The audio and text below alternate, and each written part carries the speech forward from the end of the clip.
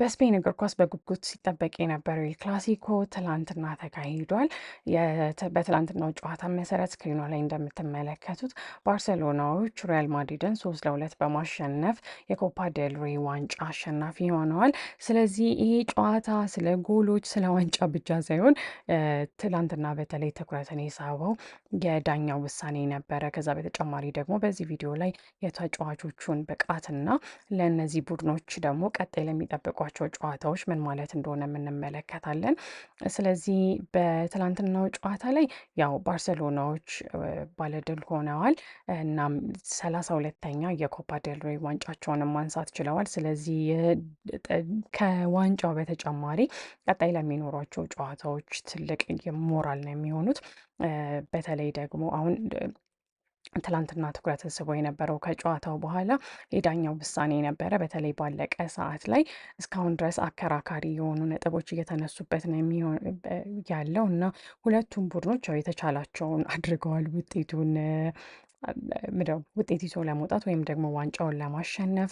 ከባርሰሎና እንደ ፔድሪ ያሉ ተጫዋቾች፣ ከማድሪድ ደግሞ እንደ ኪሊያን ምባፔ ያሉት የሁለቱ ቡድኖች ተጫዋቾች ቁልፍ የሚባል ሚና ነበራቸው በጨዋታው ላይ። እናም ግን ይሄ ከሜዳ ውጪ የነበረው ነገር ኤል ክላሲኮ ስለሆነ ሁል ጊዜም ክላሲክ ጨዋታ በሚኖርበት ሰዓት ላይ ከጨዋታው ይልቅ ሌሎች አነጋጋሪ የሆኑ ጉዳዮች ይኖራሉ ማለት ነው። ስለዚህ አሁን ከዳኛው ውሳኔ እንጀምራለን። የዳኛው ውሳኔ እንዳልኳቸው አከራካሪ ነበረ። በተለይ ደግሞ የሪያል ማድሪድ ደጋፊዎችን ያበሳጨ ነበረ። አንዳንዶች በጣም ተበሳጭተዋል። ሌሎቹ ደግሞ የዳኛው ውሳኔ ትክክለኛ ውሳኔ ነው፣ በተለይ ደግሞ የጨዋታው መጠናቀቂያ ሰዓት ላይ የተደረገ ትክክለኛ ውሳኔ ነው ሲሉ ነበረ። ያው ውጥረት የበዛበት ኤል ክላሲኮ ጨዋታ ከጨዋታው በተጨማሪ ሁሌም ሌሎች ተያይዘው የሚመጡ ጭቅጭቆች አሉ። በተለይ በዳኛው ውሳኔ ላይ የነበሩት ብስጭቶች በጣም በግልጽ የታዩ ነበሩ። እንዳልኳቸው የማድሪድ ደጋፊዎችን በጣም ያበሳጭ ነበረ። ከዛ ውጪ ግን ጨዋታው በጣም አዝናኝ ነበር። መጀመሪያ ባርሴሎናዎች መሩ። ከዛ ኪሊያን ምባፔ ተቀይሮ ገብቶ ለውጥ ይፈጥራል ብለን ጠብቀን ነበረ። እንደጠበቅነውም ጎል ማግባት ችሎ ነበረ። ስለዚህ በሁለቱም ቡድኖች በኩል የታየው አልበገር ባይነት ጨዋታውን አሸንፎ ለመውጣት የነበራቸው ነገር ቢያንስ እኛን ተመልካቾችን ማዝናናት ችሏል። እና ለተጫዋቾች እና ለስፖርት ዘጋቢዎች በተለይ ኤል ክላሲኮን ሜዳ ውስጥ ገብቶ መመልከት ምን ያህል ደስ የሚል ነገር እንደሆነ ሲገልጹ ነበረ በተለያዩ ሚዲያዎች ላይ። በተለይ አንድ ጋዜጠኛ ያው ለመጀመሪያ ጊዜ ኤል ክላሲኮን በመመልከቱ ምን ያህል ደስተኛ እንደነበረ ሲገልጽ ነበር። ስለዚህ ወደ 27,000 የሚጠጉ ደጋፊዎች ከእያንዳንዱ ቡድን እንደተሳተፉ ተገልጿል። እናም ሜዳ ውስጥ የነበረው ድባብ በጣም አስደሳች ነበር ብለዋል። የሪያል ማድሪድ ደጋፊዎች የተወሰነ ሰዓት ላይ ጸጥ ብለው ነበር፣ ምክንያቱም ባርሴሎናዎች ሲመሩ ስለነበረ። ከዛ በኋላ እነሱ በተራቸው ጩኸታቸውን ቀጠሉ፣ ቡድናቸው ተስፋ ባሳየበት ሰዓት ላይ። ከዛ ደግሞ ያው የባርሴሎና ደጋፊዎች አጸፋውን መልሰዋል። ቡድናቸው በተለይ እዚህ ስክሪኑ ላይ በምንመለከተው ተጫዋቻቸው መሰረት የማሸነፊያውን ጎል ባስቆጠሩበት ጊዜ ማለት ነው። ስለዚህ በስቴዲየም ላይ በተለይ ኳስ የምትወዱ ከሆነ ኤል ክላሲኮን ሜዳ ውስጥ ገብቶ መመልከትን እንዲሁ አስቡት። እኛ በቴሌቪዥን መስኮታችን ላይ ስንመለከተው ምን ያህል እንደሚያስደስተን የምናውቀው ነገር ነው። ስለዚህ የትላንቱ የባርሴሎና ድል በተለይ ለባርሴሎና ደጋፊዎች በጣም ትልቅ የሞራል ግንባታ ነው የሚፈጥርላቸው። በተለይ እንደ ፔድሪ ያሉ ተጫዋቾች ከጨዋታው በኋላ በጣም ደክሟቸው እንደነበረ መመልከት ችለናል። ምክንያቱም ሙሉ ጨዋታውን በጣም ሲለፉ ስለነበረ ማለት ነው። ከዛ ግን ከድካሙ ውጪ የባርሴሎና ተጫዋቾች በጣም ሲደነቁ ነበር። የባርሴሎና ተጫዋች ነው አይደል ያልኩት? ፔድሪም ባርሴሎና ነው፣ ማድሪድ ያልኩ እየመሰለኝ ነው በጭንቅላቴ። እና ምን ያህል የባርሴሎና ቡድን የእግር ኳስ ቡድን በተለይ በዘንድሮ የውድድር ዓመት ምን ያህል ትልቅ ለውጦችን እንዳሳየም የሚያሳዩ ምልክቶች ናቸው ብለዋል። ስለዚህ የባርሴሎና ድል ባርሴሎናዎች ማስታወስ ከሚፈልጓቸው ወይም ከሚያስታውሷቸው የውድድር ዘመኖች ወይም ደግሞ የውድድር ዓመታት መካከል አንዱ ሊሆን እንደሚችል ነው የተገመተው። በተለይ ደግሞ በአሁን ሰዓት ላይ ለላሊጋም ይወዳደራሉ። ከዛ ደግሞ ለአውሮፓ ቻምፒየንስ ሊግ ዋንጫ ግማሽ ፍጻሜም አልፈዋል አይደል? እሱ ብቻ ሳይሆን በዘንድሮ የውድድር ዓመት ሪያል ማድሪድን 3 ጊዜ ገጥመው 3 ጊዜም ማሸነፍ ችለዋል። አሁን ወደ ኪሊያን ምባፔ እንሂድ። ኪሊያን ምባፔ ያው በሁለተኛው አጋማሽ ላይ ተቀይሮ ገብቶ ወዲያው ተጽዕኖ መፍጠር ችሎ ነበረ። ከዛ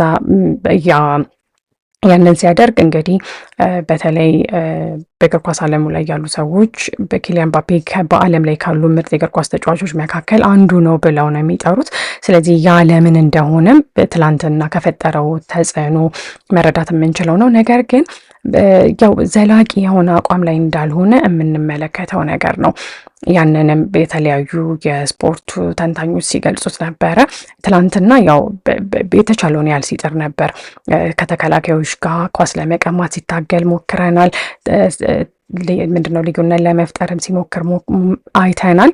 ከዛ ግን ኪሊያን ምባፔ ዘላቂ ያልሆነ አቋም ለሪያል ማድሪድ እያጠቀመው ስላልሆነ በጣም ብዙ ቅሬታዎች ሲቀርቡበት ነበረ።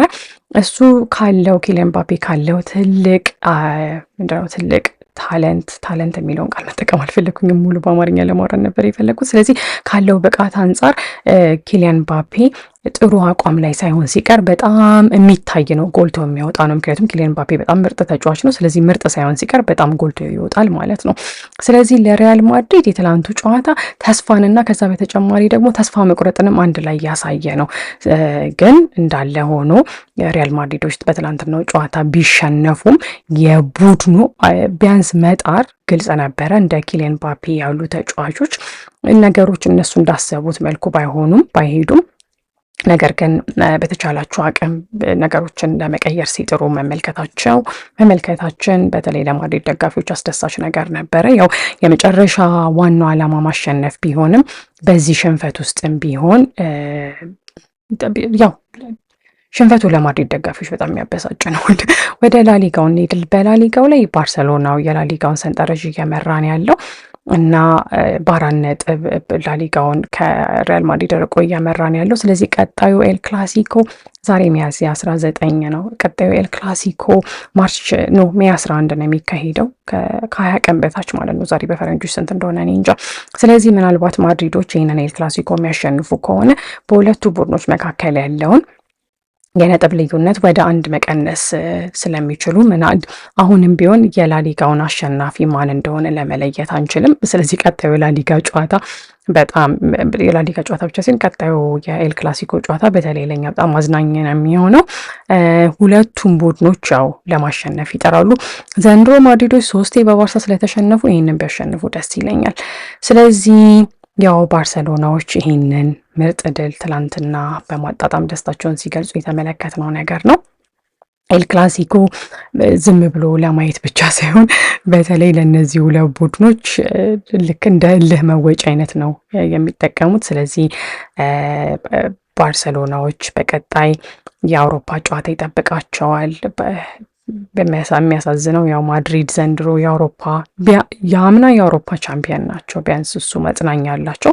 ከዛ በተጨማሪ ደግሞ ቀጣዩን ኤል ክላሲኮ ጨዋታ የሚያሸንፉ ከሆነ የላሊጋውን የውጤት ርቀት ወደ 1 አጥብበው ምናልባት ላሊጋውን ማሸነፍ ሊችሉ ይሆናል። ይሄ ኪሊያን ምባፔ ደስታውን ሲገልጽ ነበራቸው በሆኑበት ሰዓት ላይ። ለማንኛውም የዛሬው ቪዲዮችን ይህንን ይመስላል። የባርሳ ደጋፊ ከሆናችሁ እንኳን ደስ አላችሁ። እኔ የማድሪድ ደጋፊ ነኝ፣ ደስ አላለኝም። ግን ባርሳዎች እንኳን ደስ አላችሁ። ለማንኛውም በሚቀጥለው ቪዲዮ እንገናኝ። ቻው።